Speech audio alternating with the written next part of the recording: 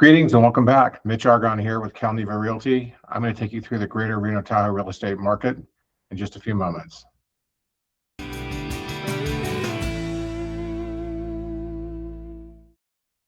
Okay, let's jump right in. Like in prior months, I like to start off with median price, probably of most interest to most of you. And you can see that with the exception of two markets, in the primary markets, Reno down through Fernley, we're in the single-digit growth rate year over year. Reno had a 12% rise at 705. That's coming after a 710 record high last month, so maintaining that 700,000 plus figure. If you come down here to look at Dayton, we're at 18% above a year ago, and that 502 median price of 502,000 is a new record high for Dayton. Again, the Tahoe market, there's a disclaimer down here.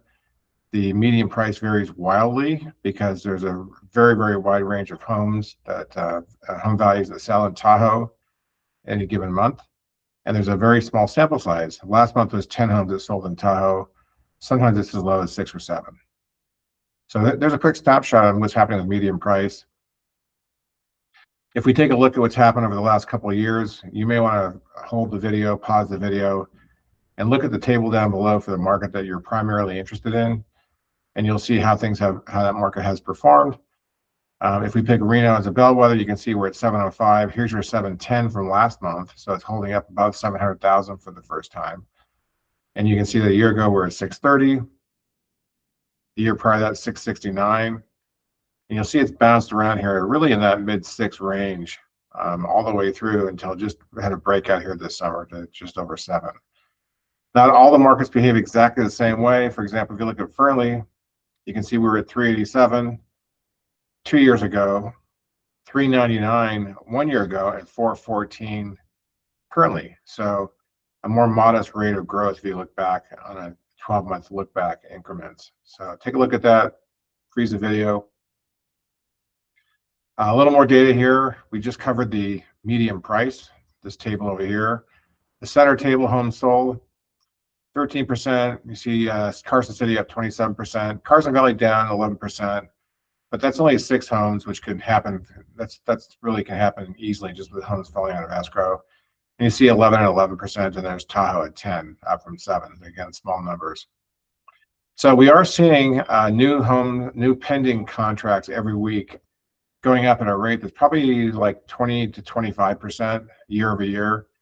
But we're not seeing that in all cases. You're seeing most of these numbers are in the teens. So what that translates into is more homes coming out of escrow, not going through once they go under contract all the way through to a closing. So, but the market is growing, and you'll see this here in just a moment. 13%, 27%, 11%, 11%. That's more homes being sold this year than were sold last year. And what that really shows is that the market is loosening up from this tight inventory situation, and we're seeing more movement, more volume in the marketplace. Still very low by historical standards. Month supply of inventory, well, not a big surprise here. The markets have almost all of them have tightened. You can see that they're all getting lower on month supply of inventory. Reno last August was at 3.2, currently 2.3, so it's down nearly 30%, and you can follow that trend down.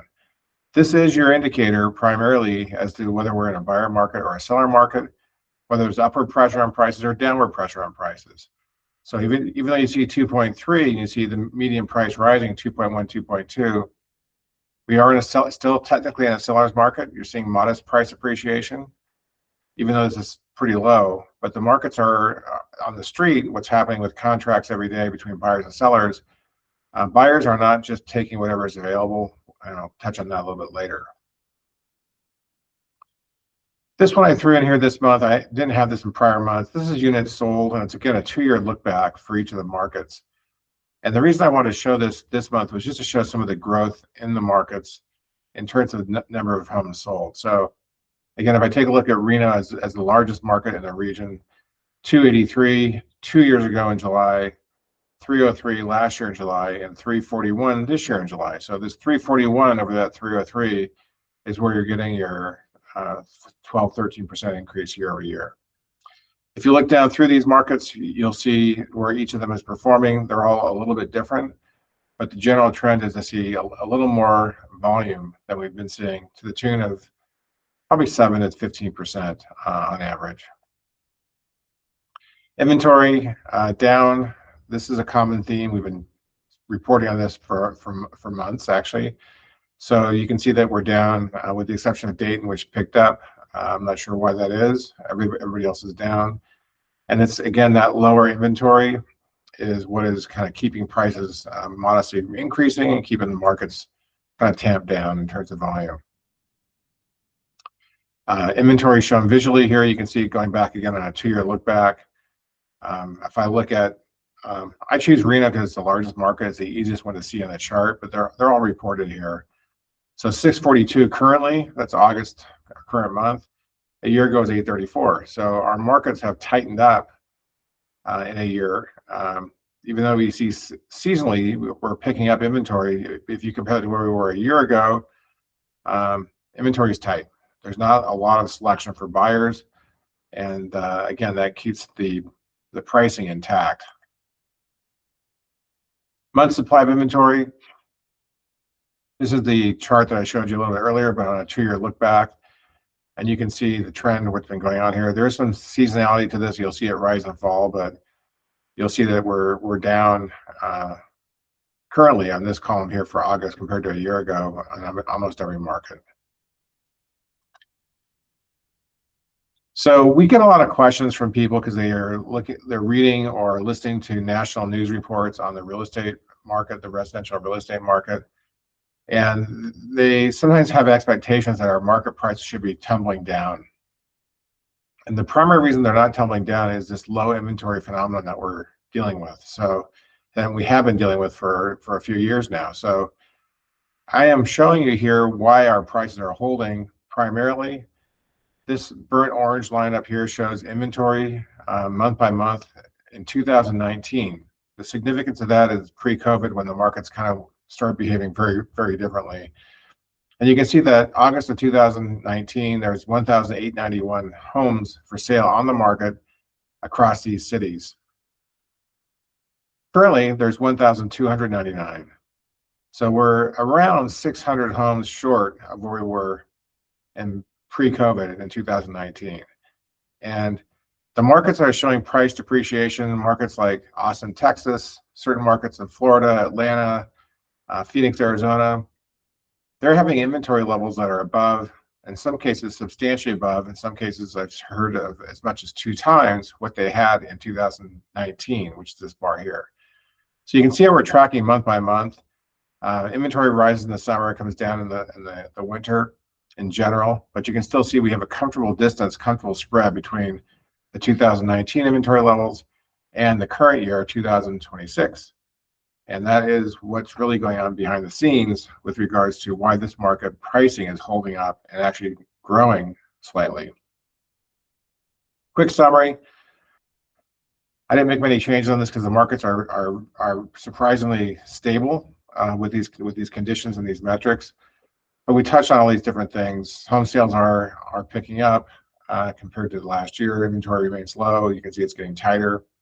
Pricing will likely continue to go up moderately based on that phenomenon. Buyers, it's really a mixed market. Some homes are languishing on the market, others go fast. It depends on how they're priced and what kind of condition they're in, what the location is. But the homes that represent really, really strong value are going under contract fairly quickly. Probably trickier for sellers because the numbers tell you you are holding all the cards as a seller. But the reality is the buyers are much more discerning than they have been in recent markets.